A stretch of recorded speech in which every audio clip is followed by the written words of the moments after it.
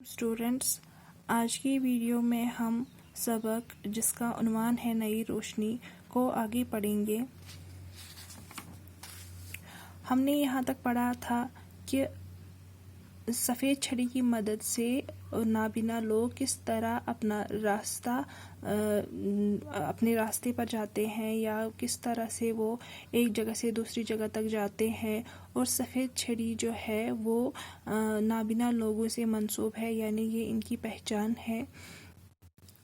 अब असलम एक शागिर्द होता है। ये अपने मास्टर साहब से सवाल करता है, क्या महमूद अपनी रोज़ी खुद कमा सकेगा? मास्टर साहब, महमूद और इस जैसे दूसरे बच्चे हमारी ही तरह तालीम हासिल करके अपनी रोज़ी खुद कमाते हैं। यानी असलम मास्टर साहब से सवाल करता है कि क्या महमूद जो है वो अपनी रोज़ी रोटी खुद कमाएगा, यानी वो किस तरह से पैसे कमाएगा।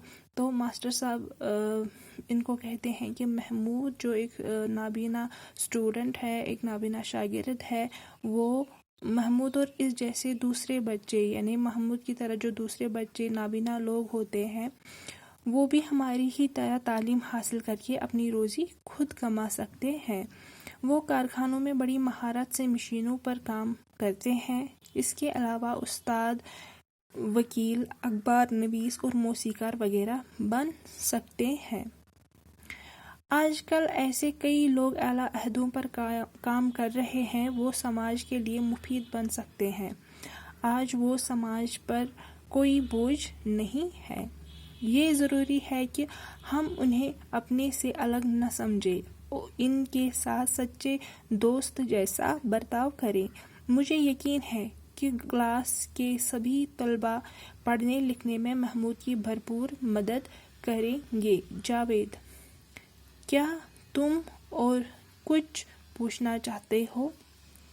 यानी मास्टर साहब इनसे कहते हैं कि असलम जैसे कई दूसरे बच्चे भी खुद अपनी रोज़ी रोटी कमा सकते हैं। वो वकील भी बन सकते हैं, उस्ताद भी बन सकते हैं, अखबार नवीस भी बन सकते हैं, मौसीकार भी बन सकते हैं, वो आला अहदों पर काम कर सकते हैं, लेकिन इसके लिए उन्हें लोगों का ताउन चाहिए।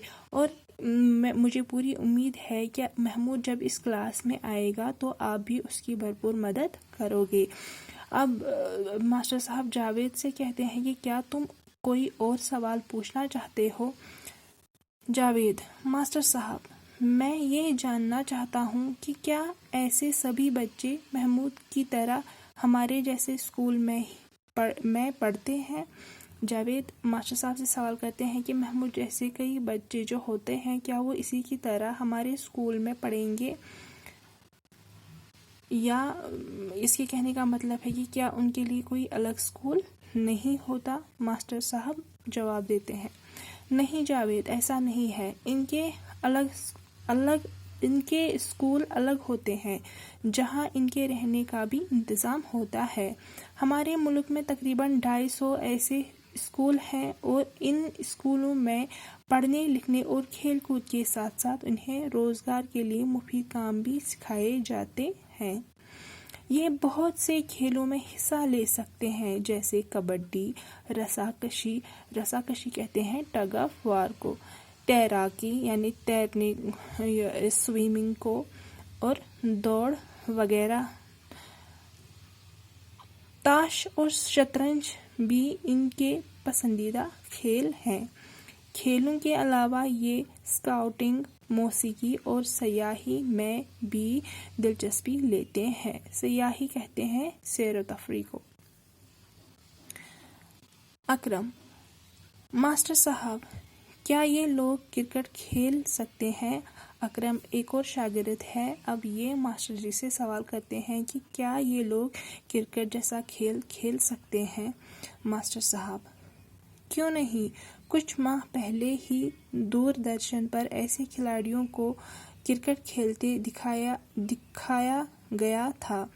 इनके लिए खास किस्म की गेंद बनाई जाती है जिससे आवाज़ निकलती है। आवाज़ सुनकर ही खिलाड़ी अपने बल्ले से गेंद को मारते या पकड़ते हैं। गेंद कहते हैं बॉल को और बल्ला कहते हैं बैट को।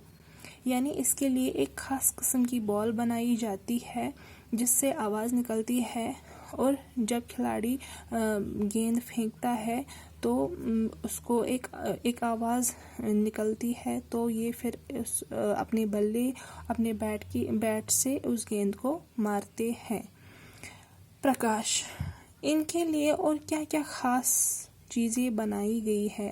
اب پرکاش ایک اور اسٹوڈنٹ ہوتا ہے، یہ ماسٹر جی سے سوال کرتا ہے کہ ان کے لیے اور کون کون سی خاص چیزیں بنائی گئی ہے۔ اس سوال کو ہم اگلی ویڈیو میں پڑھیں گے۔